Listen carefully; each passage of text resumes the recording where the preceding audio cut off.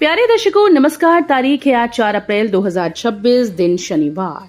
हिंदी तिथि वैशाख माह कृष्ण पक्ष द्वितीया। आइए नजर डालते हैं हमारे प्यारे राज्य हिमाचल प्रदेश की तमाम बड़ी खबरों पर। वीडियो शुरू करने से पहले कमेंट बॉक्स में जय हिंद लिखकर हमें सपोर्ट करें। तो चलिए शुरू करते हैं।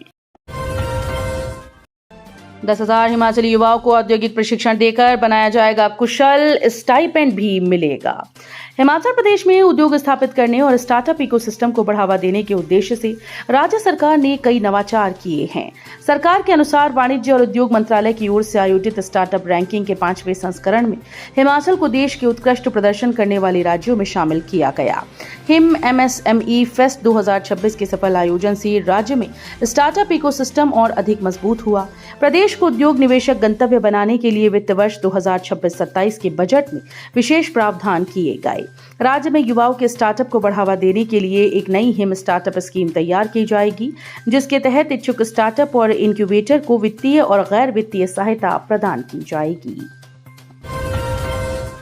अप्रैल में लौटी दिसंबर वाली ठंड, बर्फबारी और ओलावृष्टि से कांपा प्रदेश। जानिए कब तक जारी रहेगा अलर्ट। हिमाचल प्रदेश में मौसम ने एक बार फिर से करवट ली। अप्रैल के महीने में लोगों को दिसंबर जैसी ठंड का एहसास होने लगा। सक्रिय पश्चिमी विक्षोभ के चलते प्रदेश की ऊंची चोटियों पर जहां बर्फबारी का दौर शुरू हुआ, वहीं निचले इलाकों में बारिश और ओलावृष्टि ने जनजीवन प्रभावित कर दिया। सबसे बड़ी चिंता किसानों और बागवानों के लिए खड़ी हो गई है, जिनकी फसलों पर इस बेमौसमी बारिश की भारी मार पड़ी। लाहौल स्पीति, किन्नौर, कुल्लू, चंबा की ऊंची चोटियों पर रुक रुक कर हिमपात हो रहा है। वहीं राजधानी शिमला सहित कांगड़ा और अन्य निचले हिस्सों में झमाझम बारिश और ओलावृष्टि दर्ज की गई। हिमाचल में पेट्रोल, डीजल और LPG की आपूर्ति सामान्य, OMCS ने स्पष्ट की स्थिति। हिमाचल प्रदेश में पेट्रोलियम उत्पादों और रसोई गैस की आपूर्ति को लेकर चल रही आशंकाओं के बीच ऑयल मार्केटिंग कंपनीज ने स्थिति स्पष्ट करते हुए कहा कि राज्य में पेट्रोल, डीजल और LPG की आपूर्ति पूरी तरह से सामान्य और पर्याप्त है।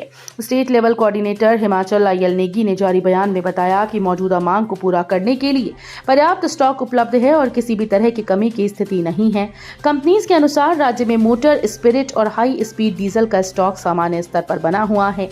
डिपो में पर्याप्त भंडारण है और पेट्रोल पंपों पर बिक्री के लिए पर्याप्त मात्रा में ईंधन उपलब्ध है। अधिकारियों ने साफ किया कि ऑटोमोटिव ईंधन की उपलब्धता को लेकर किसी प्रकार की चिंता की आवश्यकता नहीं है। कांगड़ा में यहां बनेगा प्रदेश का सबसे बड़ा टूरिज्म प्रोजेक्ट। ADB से मिली मंजूरी, 180 करोड़ रुपए खर्च होंगे।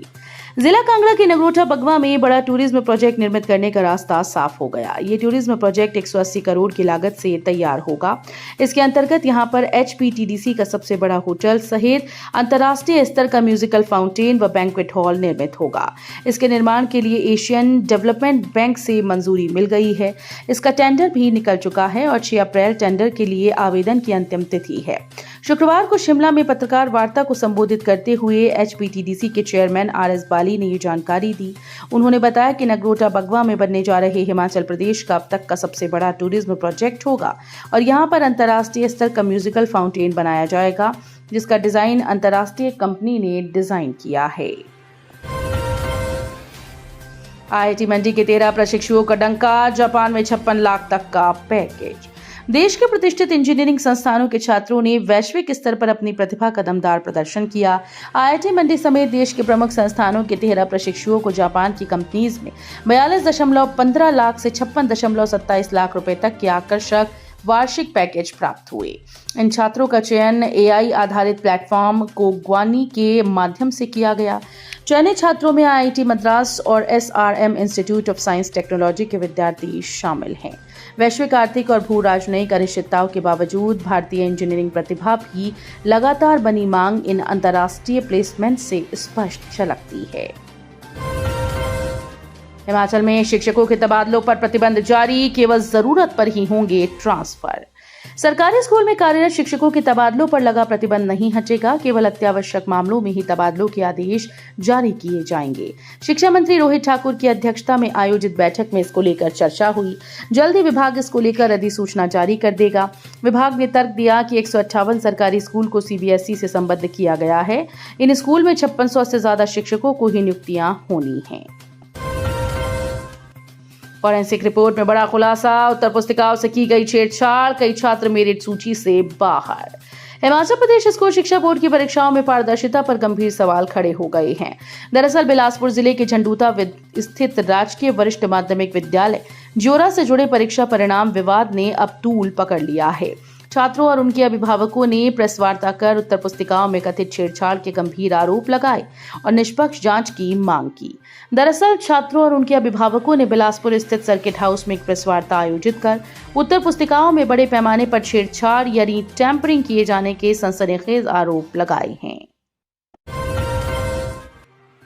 जयराम ठाकुर बोले, हिमकेयर का जीवन लेने पर उतारू सुक्खू सरकार। पूर्व सीएम और नेता प्रतिपक्ष जयराम ठाकुर ने कहा कि हिमकेयर योजना ने 11 लाख रुपए से ज्यादा लोगों का अब तक इलाज इस योजना से हुआ है। लाखों लोगों को इस योजना ने जीवन दिया, लेकिन अब व्यवस्था परिवर्तन वाली सुख की सरकार हिमकेयर का जीवन लेने पर उतारू है।